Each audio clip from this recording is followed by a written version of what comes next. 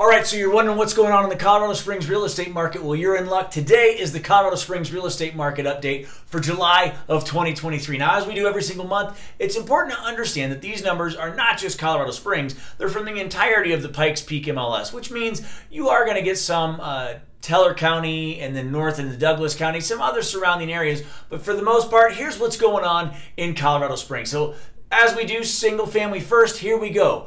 New listings. Now, this is interesting because people are talking about an inventory shortage. There are 1,464 new listings in Colorado Springs. That's actually down from June when it was 1,695, and it's way down from July of last year in 2022 when it was 2,087. So new listings, not as much coming on the market. More on that in just a second. Now, as far as sales, it stands to reason sales would be down, not as much out there. Sales, we're sitting at 1,119. That is also down from 1,286. Much farther down from 1,403 in July of 2022, the same time last year. So we are seeing some things kind of slow down a little bit in regards to inventory and sales.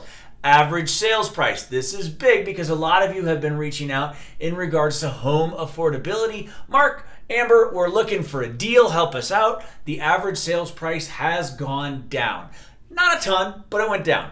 It's down to $540,500. That's down from $555 in June and down about the same level from this time last year when it was $557. So we're still well over $500,000 for our average sales price, but it is trending downward right now. Whether or not that remains the case, we'll have to just follow along and check it out. If you want to compare these numbers to last month's numbers in their entirety, you can go right here, click on the June market update, but we're going to hop into median sales price. And again, median sales price is half of the homes that were sold are above this line, half of the homes that were sold are below this line. And this is single family, so this is encouraging for those of you who are out on the prowl for a single family home.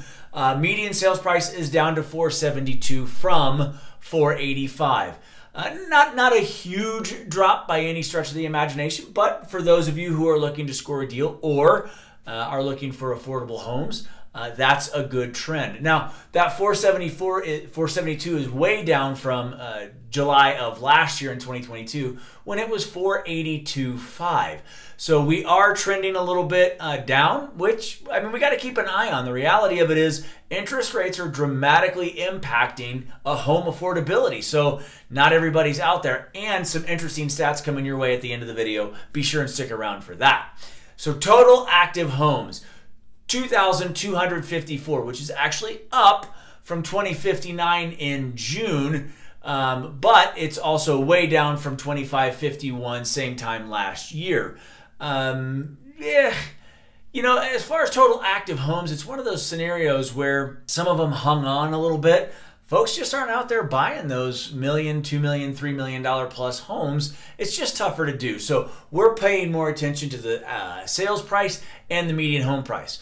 But all of that to say, let's hop into condos and townhomes so we can figure out what's going on there. So very much the same scenario that we had on the single family side, just different numbers, right? So new listings went down from 234 in June to 224 in July. That's a lot to say.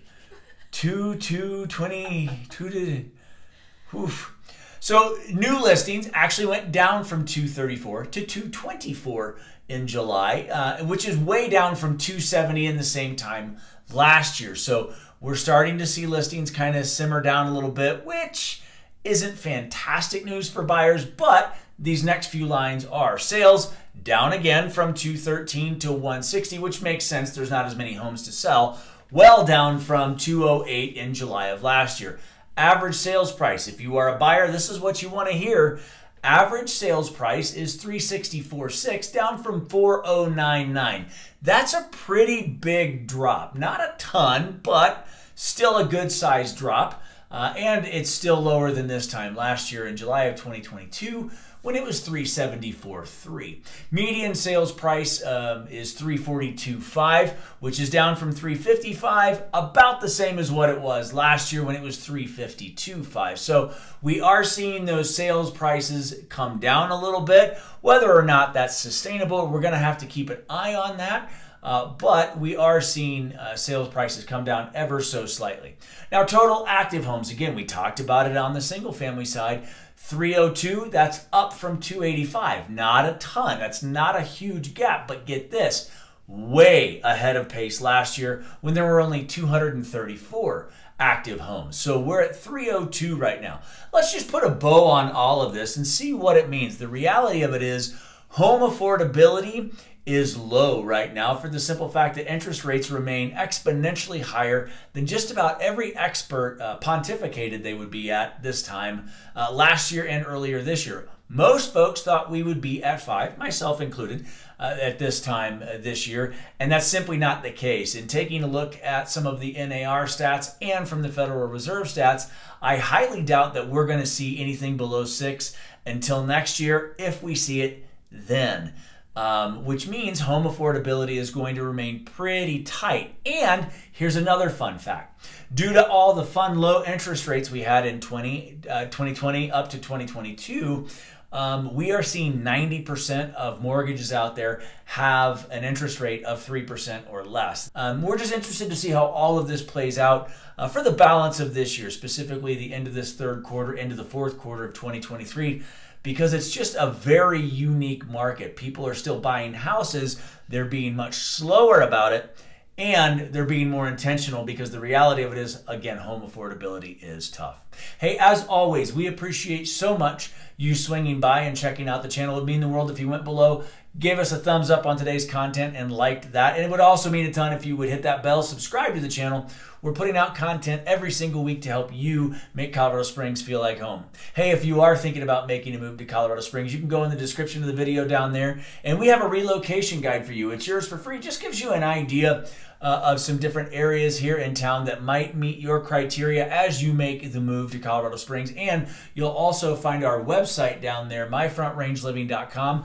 You can check that out. Yes, you can search homes, but more importantly, you can take a look at what's going on here in Colorado Springs. Great places to eat, some breweries, hikes, biking, kayaking, all that good stuff. Things to do in Colorado Springs on that website, myfrontrangeliving.com. Thanks so much for stopping by. We look forward to seeing you soon. Have a great day.